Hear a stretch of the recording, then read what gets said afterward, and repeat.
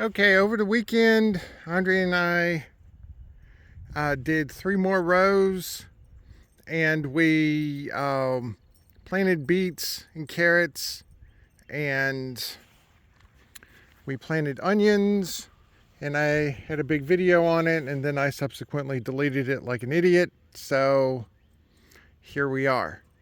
So I'll run through all this stuff real quick again. Basically, our carrot area is right here. The carrots, instead of being in a row, we just kind of scatter shot them in here. The theory is that there will be so many carrots in this area we might not even need straw, although there are a couple of weeds in here that we'll have to get out.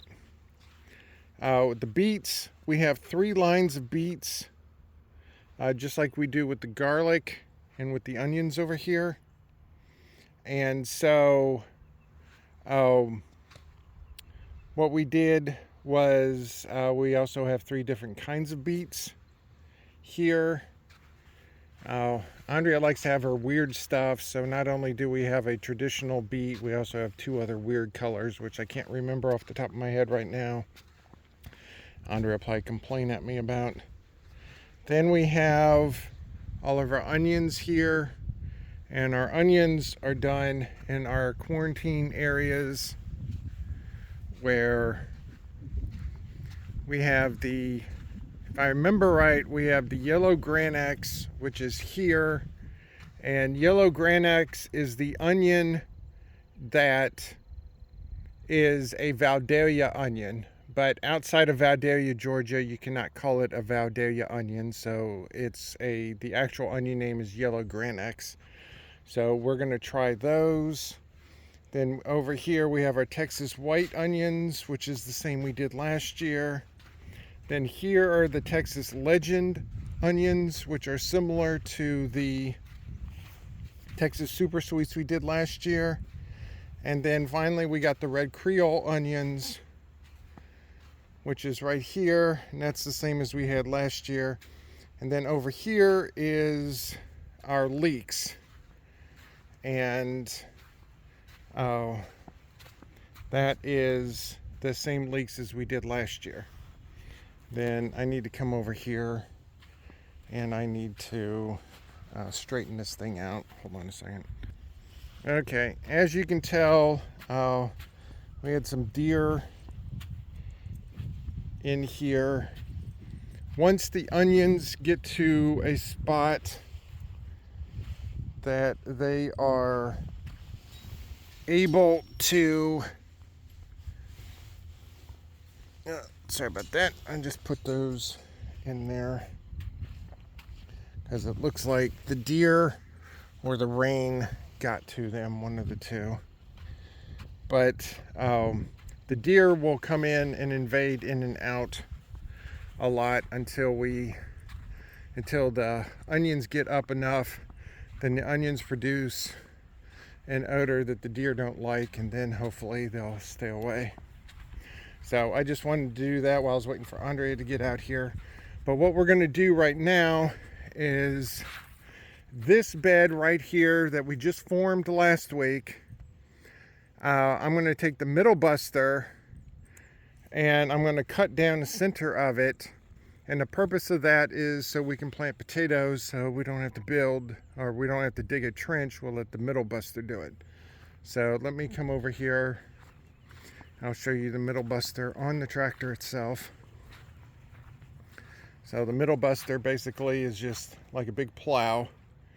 And the idea is to do exactly what we're supposed to do.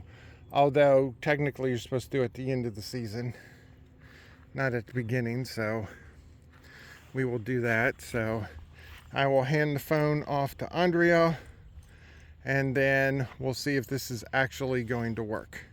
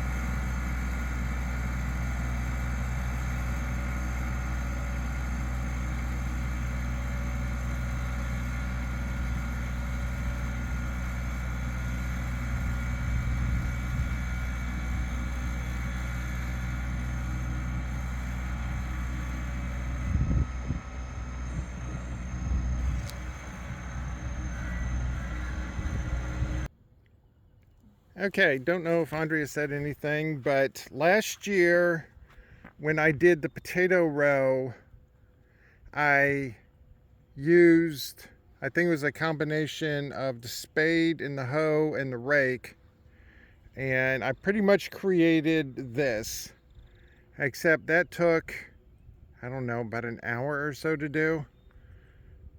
In order to get it nice and up like this, and I was able to do it in what, about a minute or less. So I'm going to call that good.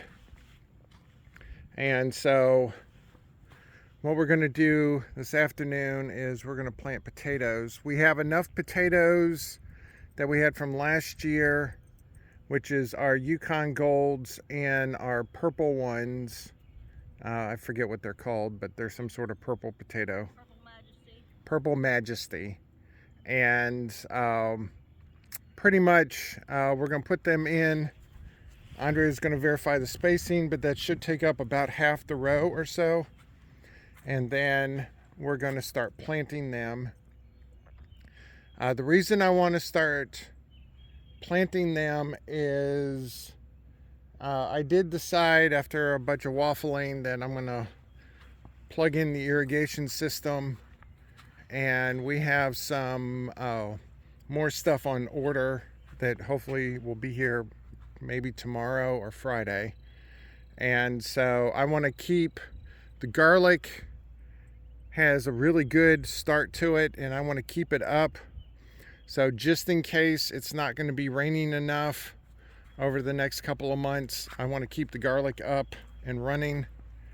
And that includes our non-existent, for the most part, corms over here and our new stuff. So I want to make sure that they stay good. And then we got to come in here, clean out all this stuff, and put some straw down. And we'll probably have to get more straw, but you know, that's a different story. So anyway, but I fire treated some wood yesterday, and so it's right here. Now this is not treated wood because I'm going to be putting it in the garden area. So this is a sneak peek of what I'm going to be doing. And pretty much what I'm going to be doing is it's going to be in conjunction with the irrigation system, but I'm not going to spend 10 minutes to try to describe it. I'm going to wait till I'm going to start doing it. So here's the middle buster here. Now let me go over here real quick. Okay, so while I have the middle buster on, I'm going to go back and I'm going to redo this. This is our swale. And so what I did is I cut a middle buster hole through our trench through the center of this. And then I came back in, took the tiller and tilled this entire thing. And then I came back in, used the tractor as a compression on the dirt to try to get the dirt compressed. And then I finally took the scoop and tried to level it out. And I don't think we did a whole lot of stuff. I did a whole lot of stuff, and I don't think I really did a whole lot with it. So I'm going to come back in with the middle buster, do it, but instead of this time using the tiller, I'm going to try it with the box blade. Now the reason I want to use the box blade is we need to actually evacuate dirt out of here. And I figured the box blade will be the easiest way to do that. And Sherlock yesterday was acting like an old man, and so he's obviously feeling better today. Sherlock is over 8 years old, so he is an old man, but he's young at puppy heart, I guess. So, but the main thing I want to do is I want to try to evacuate more dirt out of this thing, so then we can actually have it swale down more. Hold on. Actually, no, that's before I want to go free range. All right, so Sherlock is definitely feeling better, so he decided to start digging a hole right in front of us. So he got told that he was a bad boy and they're getting ready to go in. Lay Pants, of course, is grabbing the wubba. And so anyway, without all the distractions, I'm going to try to cut a trench through here and I will see if that's going to work. So that's why I got the tractor out here. But I'm going to do that in a separate video instead of trying to combine it into this one. So instead of having one massive long video, I'm going to have hopefully some shorter videos. Although this one's coming up on 12 minutes. So anyway, I think the middle buster was pretty good. Yes, we went through a lot of steps, but now we got a huge mound that we can play with these potatoes, which is at the end what we wanted. And more importantly, we did not have to hand dig a trench that was 75 feet long. We let the middle buster do it. So now we're going to plant the potatoes, and then I'll start in on the irrigation system, and then we'll start in on fixing the swale.